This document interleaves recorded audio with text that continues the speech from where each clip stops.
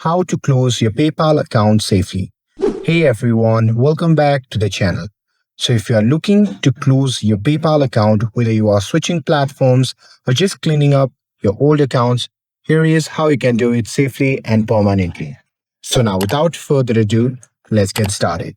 So here, first thing first, open the PayPal app on your phone. And now here, once you are inside the app, just tap on the three dash icon shown in the bottom right corner of the screen. And once you tap on it, you'll be prompted to the menu section.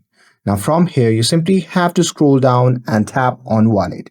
And now here, once you are in the Wallet section, simply remove any linked bank accounts, debit credit cards, or PayPal credit if active. And here, if you have a remaining PayPal balance, make sure to withdraw it to your bank account before closing.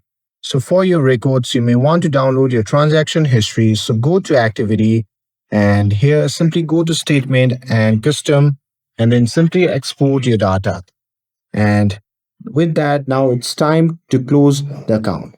So here, once you are on the main page of the PayPal app, just tap on the gear icon shown in the top right corner of the screen.